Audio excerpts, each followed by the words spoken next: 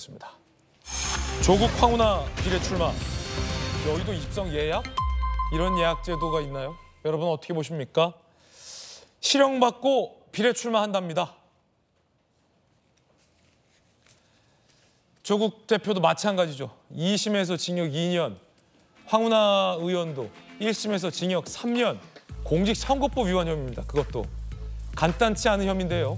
재판부가 강하게 황운하 의원에 대해서 질타를 했죠. 물론 민주당의 룰은 대법원 판결 전까지 무죄 추정 원칙한다고 하는데 저기는 민주당이 아니지 않습니까? 아닌가요? 조국 대표도 2심에서 징역 2년을 받았으니 문제가 없나요? 여러분은 어떻게 생각하십니까?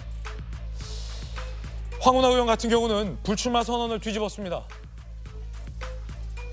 단합위의 재선 도천 멈춘다라고 불출마 선언을 했어요.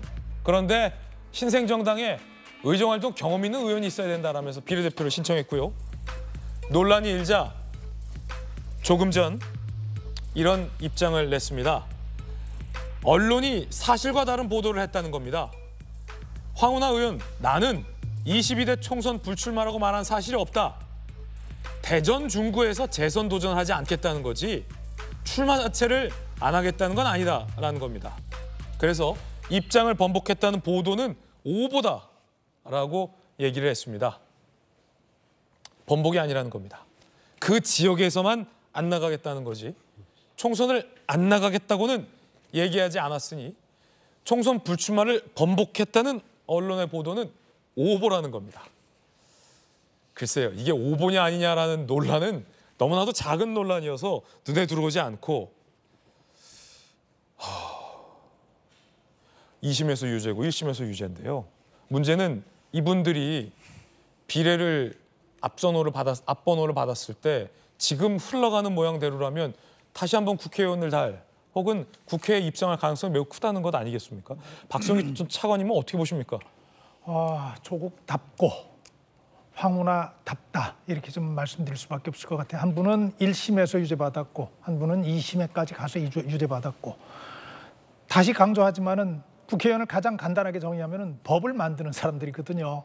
법을 만드는 사람들이 법을 어겼다고 재판에서 유죄를 인정받았는데 그리고 또 법을 만드는 위치에 가겠다고 하는 저 배짱을 뭐로 이해할 수 있을까요? 말이 안 되죠. 하지만 이 또한 예상했던 일입니다. 왜냐하면 저희들이 저분들의 행적을 몇 년 동안 봐왔잖아요. 저분들을 우리가 몇 년 동안 봐온 행적을 정리하면 이런 거예요. 입으로는 온갖 거룩한 얘기, 온갖 정의로운 얘기, 온갖 좋은 얘기를 다 하지만은 자신들의 문제가 닥쳤을 때는 이것저것 가리지 않고 본인들의 이익 쪽에서 선택을 했다고 하는 사실이지요. 그런 것들을 잘 알고 있기 때문에 별로 놀랍지도 않아요. 제가 지난번에 그 말씀 드렸습니다. 조국 신당 만들려고 뭐 이런 움직임 보일 때 그렇게 평가를 받고 싶으면은 조국 씨는 당 만들어서 비례대표 나오지 말고 지역구에 가서 일반 국민의 심판 한번 받아보는 것이 좋겠다. 당신들의 지지자들 틈에서 몇몇의 지지자가 하는 그 열광에 도취되지 말고 국민의 정당한 심판을 받아봤으면 좋겠다 그랬는데 결국 비례를 본인도 가겠다는 거죠. 뭐 정확하게 얘기하면은 국회의원직을 방탄 삼겠다는 의지를 노골적으로 다시 한번 드러낸 것이고요. 방탄이 가능한 이유는 황운하 의원이 설명을 하고 있습니다. 뭐냐면 저분 임기 시작하기 전부터 공직선거 위반 혐의로 수사를 받고 재판까지 간 거예요. 근데 임기 끝날 때까지 이제 1심밖에 안 끝났어요. 범죄 혐의를 가지고 수사를 받고 명확하게 유죄가 날 것이 가능하다고 하더라도 임기를 지키는데 전혀 지장이 없다는 걸 황운하 의원이 보여줬어요. 예. 결국 사법부에 기댈 수밖에 없습니다. 이런 상황이 되면은 최대한 빨리 결정을 내주셔서 저런 문제들이 더 이상 반복되지 않도록 정말 국민들이 혼란스러워하는 법을 만드는 사람과 그 법을 깨는 사람들, 그 깨는 사람들이 부르는 욕심 사이에서 저 균형과 질서를 잡아주는 그런 역할들을 꼭 사법부가 해줘야 하는 시기라고 그런 때가 됐다고 좀 믿습니다. 법조인의 입장에서 어떻게 생각하시는지 궁금하고 김광삼 변호사님. 그리고 또 공당의 이 공천을 심사하고 추천했던 공심위원 추천해서 볼 때도 예전에는요. 아직 우리 정치가 살아있을 때는요. 그래도 양당에서 자체적인 윤리 기준과 사법 질서에 대한 최소한의 존중의 의미로 최소한 1심 혹은 2심에서 실형이 선고된 후보자들에 대해서는 그래도 예전에는요.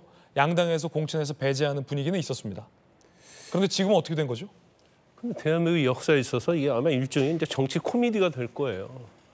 지금 조 전 장관은 계속 검찰 개혁, 검찰 독재를 얘기하고 있잖아요. 본인이 지금 피고인 신분 아닙니까?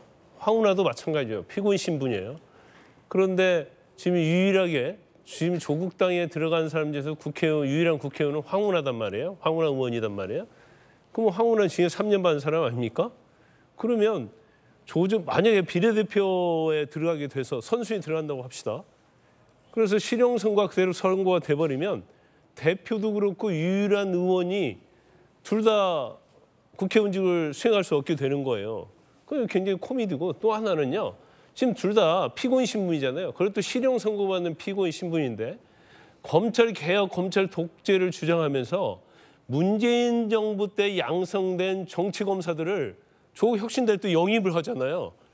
하고 피고인과 검사가 어떻게 보면 같이 같은 당에서 하는 그런 이상한 형태의 당을 꾸려놓고 자기의 어떤 지지자로부터 뭔가 지지를 얻어서 지금 국회의원 되려고 지금 노력을 하고 있는 이런 정말 아이러니컬한 이런 상황이 좀 이루어지고 있다고 봐요. 그래서 정말 몇 을 얻을지 모르겠어요. 근데 이제 조 대표는 본인은 뭐 공심에 전혀 관여하지 않겠다.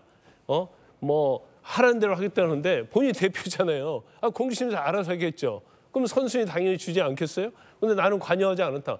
이게 입시비리고 똑같은 얘기를 하고 있는 거예요. 그래서 이제 뭐 요즘 여론조사 비례투표 관련된 여론조사 워낙 잘 나오니까 이제 본인들 입장에서는 굉장히 흥분돼 있을 것 같지만 이제 총선이 임박하면 또 어떻게 변할지는 모르겠어요. 예. 그렇지만 이런 식의 어떤 정치가 과연 적절한가에 대해서는 참 약간 한탄스러운 측면이 있습니다. 예, 물론 해당 당사자들이 최종적으로도 유죄가 선고될지는 모를 일입니다. 그리고 대한민국의 사법 체계는 최종심까지 무죄 추정을 원칙으로 하는 것은 맞습니다.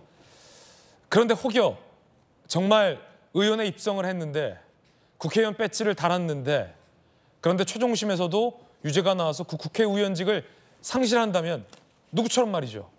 그럴 땐 국민의 표는 어떻게 되는 겁니까?